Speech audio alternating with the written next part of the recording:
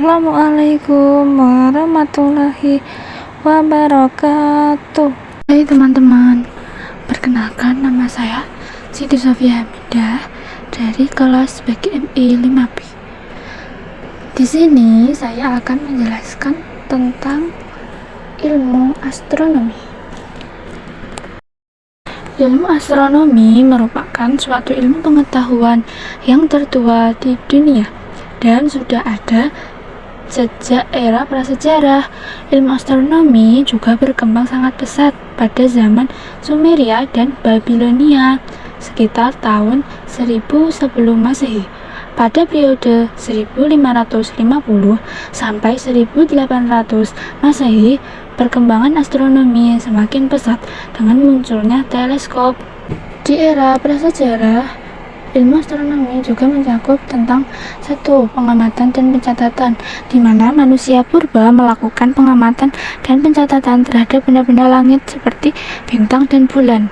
Kemudian yang kedua yaitu pembuatan lingkaran batu, yang mana dilakukan oleh sekelompok orang nomaden di Afrika Sabana.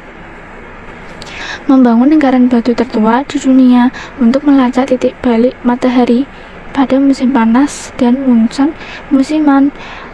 Kemudian yang ketiga yaitu ada manda benda langit. Manusia purba memandang benda-benda langit sebagai entitas religius yang diyakini akan membawa mereka ke alam baka. Kemudian yang keempat yaitu prediksi kejadian penting. Manusia purba juga bisa memprediksi kejadian penting di masa depan seperti musim hujan dan musim panen. Kemudian yang terakhir yang kelima yaitu ada penggunaan navigasi, yang mana digunakan oleh pelaut sejak zaman dahulu menggunakan bintang dan rasi bintang untuk memandu perjalanan mereka. Kemudian yang selanjutnya yaitu ada perkembangan ilmu astronomi pada masa Abbasiyah, yang mana dalam perkembangan ini ilmu astronomi itu sebagai cahaya ilmu yang bersinar terang. Pada masa Abbasiyah, periode keemasan dalam sejarah Islam, di mana ilmu pengetahuan termasuk ilmu astronomi itu mengalami perkembangan yang sangat pesat dengan didirikannya Bait al-Hikmah, yakni rumah kebijaksanaan di Baghdad, yang dimana para ilmuwan muslimnya dari berbagai penjuru dunia berkumpul untuk menerjemahkan karya-karya ilmiah dari Yunani, Persia, dan India, serta melakukan penelitian baru. Nah, adapun kontribusi ilmuwan muslim, yang mana ada ilmuwan Al-Battani yang dikenal sebagai Ptolemy dari Arab karena koleksinya terhadap tabel astronomi Ptolemy. Al-Battani juga berhasil menghitung pajak tahun matahari dengan sangat akurat. Yang berikutnya yaitu ada karyanya Al-Battani, yakni menemukan panjang tahun.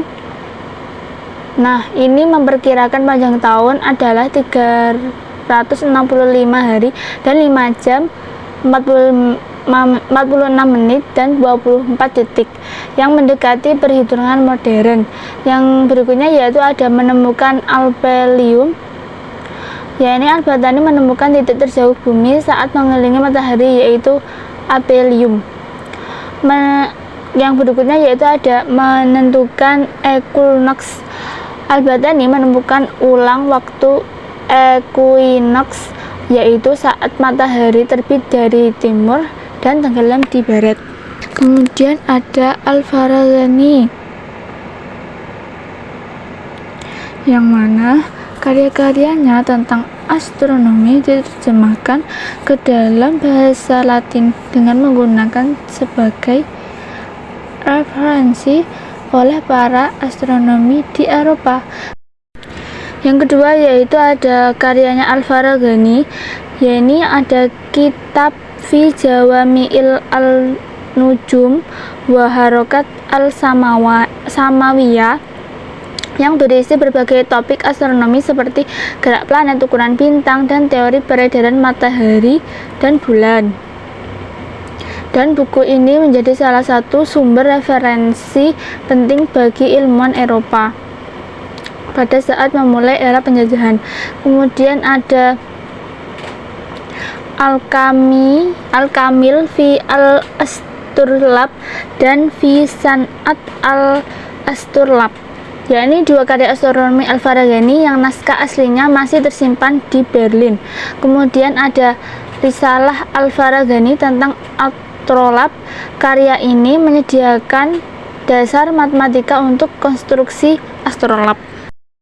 Terakhir yaitu ada Al-Biruni. Selain ahli astronomi, Al-Biruni juga seorang ahli geografi dan sejarah. Ia melakukan banyak pengamatan astronomi dan berhasil menghitung ukuran bumi dengan akurat. Kemudian yaitu ada karyanya Al-Biruni, yaitu 1. Al-Qanun Al-Mas'udi, yakni ensiklopedia astronomi yang ditulis untuk Sultan Mas'ud dari Ghazni. Karya ini berisi data tentang astronomi, astrologi, kronologi, geografi, geodesi, meteorologi, dan trigonometri.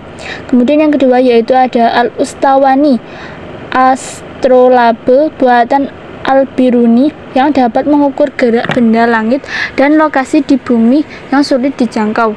Kemudian yang berikutnya yaitu ada unsur astrologi, yakni buku teks yang mengajarkan tentang quadrivium berabad-abad. Cukup sekian materi yang dapat saya sampaikan. Semoga bermanfaat. Sekian dan terima kasih. Wassalamualaikum warahmatullahi wabarakatuh.